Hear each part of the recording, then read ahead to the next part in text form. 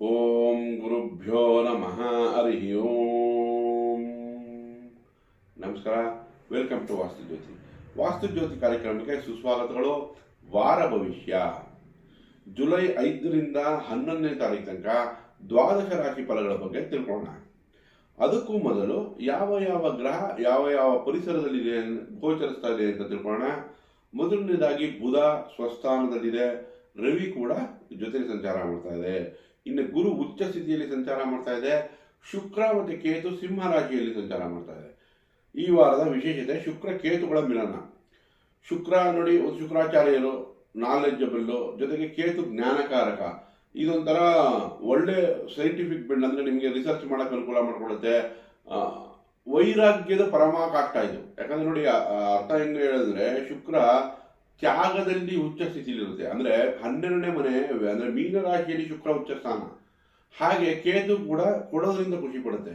So ಇಬ್ರು ಮಿಲನ ತುಂಬಾ ಒಳ್ಳೆ ಅವಕಾಶಗಳು ರಿಸರ್ಚ್ ಮಾಡೋರಿಗೆ, ದಾನ ಧರ್ಮ ಮಾಡೋರಿಗೆ, ಹಣಕಾಸು ಅಕ್ಯುಮುಲೇಟ್ ಅಂದ್ರೆ ತಾವು ಮನೆ ಇಟ್ಕೊಳ್ಳೋರ್ಗಲ್ಲ, ದಾನ ಧರ್ಮ ಮಾಡೋರಿಗೆ ತುಂಬಾ ಒಳ್ಳೆ ಪೊಸಿಷನ್. ಧರ್ಮಸ್ಥಾನ, ಧರ್ಮ ಅಂದ್ರೆ ಮೇಷ ಸಿಂಹ ಧನುರಾಶಿ ಧರ್ಮ ಸೂಚಿಸುತ್ತೆ. ಸೊ ಅಲ್ಲೇ ಶುಕ್ರ ಕೇತು ಯುತಿ ಆಗಿರೋದು ಒಂದು ವಿಶೇಷತೆ. ಹಾಗೆ ಶನಿ ಚಂದ್ರರು ಈ ವಾರದಲ್ಲಿ ಯುತಿ ಆಗುತ್ತೆ. ಶನಿ ಚಂದ್ರ ಅಂದ್ರೆ ಮತ್ತೆ ವಿಷಹರ ಯೋಗ ಉಂಟು ಮಾಡುತ್ತೆ. ವಿಷಹರ ಯೋಗ ಅಂತಂದ್ರೆ ದಾನ ಧರ್ಮದಲ್ಲಿ ಕೈ ಮುಂದಿರುತ್ತೆ ಅವ್ರಿಗೆ. ಹಾಗೆಯೇ ರಾಹು ಕುಂಭರಾಶಿಯಲ್ಲಿ ಇರುತ್ತೆ, ಮತ್ತೆ ಕುಜ ತುಲಾ ರಾಶಿಯಲ್ಲಿ ಸಂಚಾರ ಮಾಡ್ತಿರೋದು ಈ ವಾರದ ವಿಶೇಷತೆ. ದ್ವಾದಶ ರಾಶಿ ಫಲಗಳನ್ನ ತಿಳ್ಕೊಳ್ಳೋಣ. ವಾರ ಭವಿಷ್ಯ ಮೊದಲನೇದಾಗಿ ಈಗ ಮೇಷರಾಶಿ.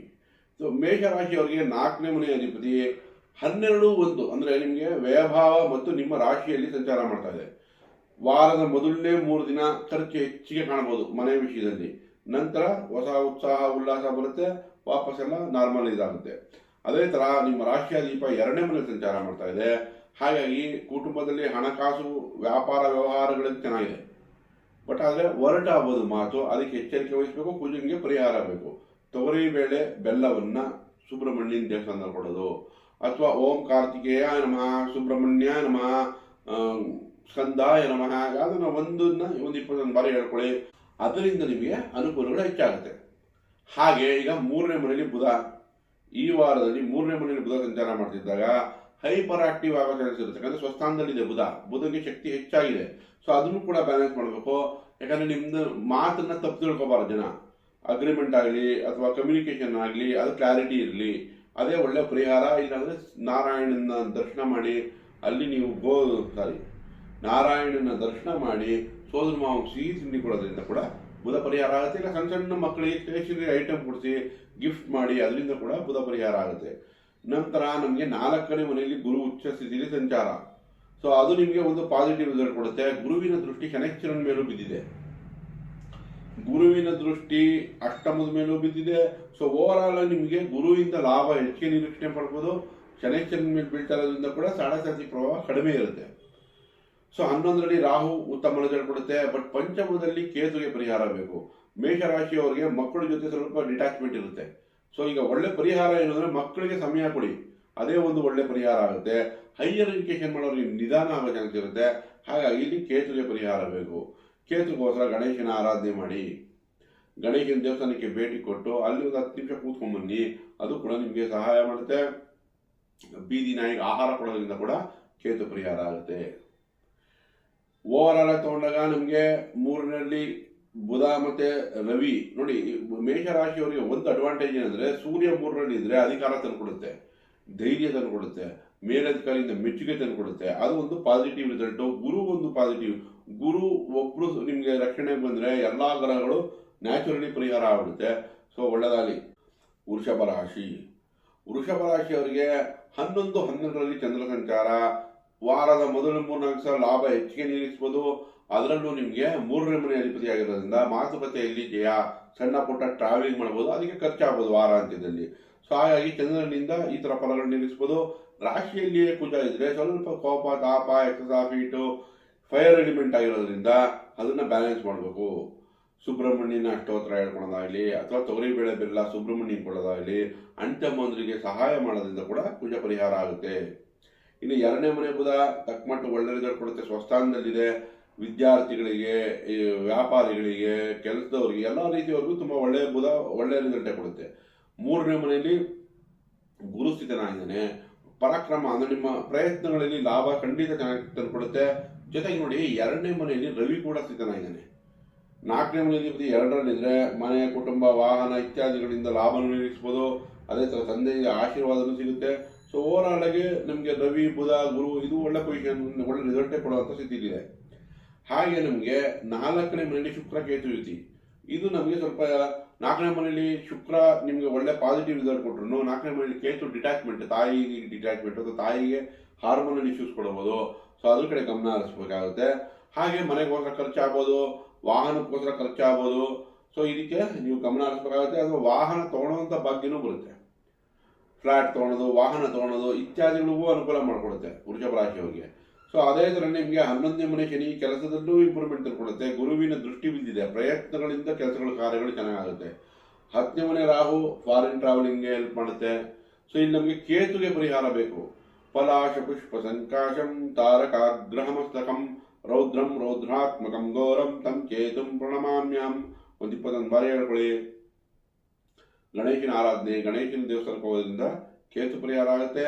ಓವರಾಲ್ ಆಗಿ ತಗೊಂಡು ನಿಮ್ಮ ರಾಶಿಯಲ್ಲಿಯೇ ಕುಜ ಇದೆ, ಅದಕ್ಕೆ ಪರಿಹಾರ 4ನೇ ಮನೆ ಕೇತು ಪರಿಹಾರ ಮಾಡಿಕೊಂಡ್ರೆ ಚಕ್ಮಟ್ಟಿಗೆ ಒಳ್ಳೆ ರಿಸಲ್ಟ್ ಸಿಗುತ್ತೆ. ಒಳ್ಳೆದಾಗಲಿ. ಮಿಥುನ ರಾಶಿ. ನೋಡಿ, ಮಿಥುನ ರಾಶಿಯವರಿಗೆ ರಾಷ್ಟ್ರಾಧಿಪನೇ ಬುಧನಾಗಿ ನಿಮ್ಮ ರಾಶಿಯಲ್ಲಿದೆ. 4ನೇ ಮನೆ ಅಧಿಪತಿನೂ ಆಗುತ್ತೆ. ವಿದ್ಯಾರ್ಥಿಗಳಿರ್ಬೋದು, ವ್ಯಾಪಾರಿಗಳಿರ್ಬೋದು, ಸೇಲ್ಸು ಮಾರ್ಕೆಟಿಂಗ್ ಅಲ್ಲಿ ಇರ್ಬೋದು, ಅವ್ರಿಗೆಲ್ಲ ತುಂಬ ಒಳ್ಳೆ ವಾರವಾಗಿ ಕನ್ವರ್ಟ್ ಆಗುತ್ತೆ ಇದು. ಯಾಕಂದರೆ 2ನೇ ಮನೆಯಲ್ಲೇ ಗುರು ಇದೆ, ನಿಮ್ಮ ರಾಶಿಯಲ್ಲೇ ಸೂರ್ಯ ಇದೆ. ಒಂದು ಹೊಸ ತೇಜಸ್ ಬರುತ್ತೆ, ಕೆಲಸದಲ್ಲಿ ಹೊಸ ಉರುಪು, ಆಪರ್ಚುನಿಟಿ ಎಲ್ಲ ತುಂಬ ಚೆನ್ನಾಗಿದೆ. ಆದರೆ 12ನೇ ಮನೆ ಕುಜ ಇದ್ದರೆ ಆ ಕೈಗೆ ಬರ್ತಾ ಇರೋದು ನಿಮ್ಮ ಮಾತು ಅಥವಾ ನಿಮ್ಮದು ಅಹಂಕಾರ, ಕೋಪತಾಪಗಳಲ್ಲಿ ಕಳ್ಕೊಳ್ಳೋಂಥ ಚಾನ್ಸ್ ಇರುತ್ತೆ. ಹಾಗಾಗಿ ಕುಜಿಂಗೆ ಬ್ಯಾಲೆನ್ಸ್ ಮಾಡಿ. ಸುಬ್ರಹ್ಮಣ್ಯನ ಆರಾಧನೆ, ಸುಬ್ರಹ್ಮಣ್ಯನ ಅಷ್ಟೋತ್ತರಗಳು ಹೇಳ್ಕೊಳೋದು, ಲಕ್ಷ್ಮೀ ನರಸಿಂಹಸ್ವಾಮಿ ದೇವಸ್ಥಾನಕ್ಕೆ ಭೇಟಿ ಕೊಟ್ಟು ನಿಮ್ಮ ಹೆಸರಲ್ಲಿ ಅರ್ಚನೆ ಮಾಡಿಸಿ. ಅದು ಯಾಕಂದರೆ ನಿಮಗೆ ಬುಧನೇ ಅಧಿಪತಿ ಆಗ್ತಾನೆ, ರಾಶಿಯಾಧಿಪ ಲಕ್ಷ್ಮೀನಾರಾಯಣ, ಅದು ನಿಮಗೆ ಖಂಡಿತ ಪರಿಹಾರ ಮಾಡ್ಕೊಡ್ತಾರೆ. ಸೊ ಅದರಿಂದ ನಿಮಗೆ ಈ ಕೋಪತಾಪಗಳು ಕಡಿಮೆ ಮಾಡುತ್ತೆ. ನಂತರ ನಮಗೆ 2ನೇ ಮನೆಯಲ್ಲಿ ಗುರು ಇರೋದು, ಧನಭಾವದಲ್ಲಿ ಇರೋದು, ನಿಮಗೆ ಅದು ಲಾಭ ತಂದುಕೊಡುತ್ತೆ. ಗುರುವಿನ ದೃಷ್ಟಿ ಕೂಡ ಕರ್ಮಸ್ಥಾನದ ಮೇಲೆ ಬೀಳ್ತಿದೆ. ಸೊ ಕೆಲಸ ಕಾರ್ಯಗಳು ಸ್ಟೇಬಲ್ ಆಗಿರುತ್ತೆ. ಇನ್ನು ಚಂದ್ರ ಕೂಡ ನಮಗೆಲ್ಲೇ ಚಂದ್ರನ ಮೇಲೂ ದೃಷ್ಟಿ ಬೀಳ್ತಾ ಇರೋದ್ರಿಂದ ಮಾನಸಿಕವಾಗಿ 2ನೇ ಮನೆ ಅಧಿಪತಿ ಧನಾಧಿಪನೇ ಕರ್ಮಸ್ಥಾನದಲ್ಲಿರೋದ್ರಿಂದ ಕೆಲಸ ಕಾರ್ಯಗಳಿಂದ ಹಣಕಾಸು ಅರಿವು ಹೆಚ್ಚಾಗುತ್ತೆ. ಇನ್ನು 3ನೇ ಮನೆಯಲ್ಲಿ ಶುಕ್ರ ಕೇತು ಇದೆ. ಸೊ ಶುಕ್ರ 3ನೇ ಮನೆಯಲ್ಲಿ ಒಳ್ಳೆ ರಿಸಲ್ಟ್ ಕೊಡುತ್ತೆ, ಕೇತು ಕೂಡ ಒಳ್ಳೆ ರಿಸಲ್ಟ್ ಕೊಡುತ್ತೆ. ಬಟ್ ಅಕ್ಕ ತಂಗಿಯರಿಗೆ ಏನಾದರೂ ಹಾರ್ಮೋನಲ್ ಪ್ರಾಬ್ಲಮ್ಮು ಅಥವಾ ಖರ್ಚು ಬರುವಂಥ ಚಾನ್ಸ್ ಇರುತ್ತೆ, ಅದಕ್ಕೆ ಎಚ್ಚರಿಕೆ ವಹಿಸಬೇಕು. ಅಥವಾ ಅವ್ರಿಗೋಸ್ಕರ ಏನಾದರೂ ನೀವು ಗಿಫ್ಟ್ ಮಾಡುವಂಥ ಅವಕಾಶಗಳು ದೊರಕ ಬರ್ಬೋದು. ಸೊ ಓವರಾಲ್ ಆಗಿ ತಗೊಂಡಾಗ ನಿಮಗೆ ಈ ವಾರ ಚೆನ್ನಾಗಿದೆ ಅಂತ ಹೇಳ್ಬೋದು. ಕುಜ ಒಂದು ಪರಿಹಾರ ಮಾಡ್ಕೊಳ್ಳಿ. ಭಾಗ್ಯದಲ್ಲಿ ರಾಹು ಇದೆ, ಅದಕ್ಕೋಸ್ಕರ ದುರ್ಗಾ ಆರಾಧನೆ ಮಾಡೋದ್ರಿಂದ ಅದೃಷ್ಟಗಳ ಕೊರತೆ ಕಡಿಮೆ ಆಗುತ್ತೆ. ಸೊ ಓವರಾಲ್ ಆಗಿ ಈ ವಾರ ಚೆನ್ನಾಗಿದೆ ಅಂತ ಹೇಳ್ಬೋದು. ಒಳ್ಳೆಯದಾಗಿ. ಕರ್ಕರಾಶಿ. ನೋಡಿ, ಕರ್ಕರಾಶಿಯವರಿಗೆ ಚಂದ್ರ ಭಾಗ್ಯ ಮತ್ತು ಕರ್ಮಸ್ಥಾನದಲ್ಲಿ ಸಂಚಾರ. ಯಾವಾಗ ಭಾಗ್ಯದಲ್ಲಿ ಸಂಚಾರ ಮಾಡುತ್ತೋ ಸ್ವಲ್ಪ ನಿಧಾನ ಅನ್ಸ್ಬೋದು, ಬಟ್ ವಾರಾಂತ್ಯದಲ್ಲಿ ಶುಭದಾಯಕವಾಗಿ ಚಂದ್ರ ರಿಸಲ್ಟ್ ಕೊಡುತ್ತೆ.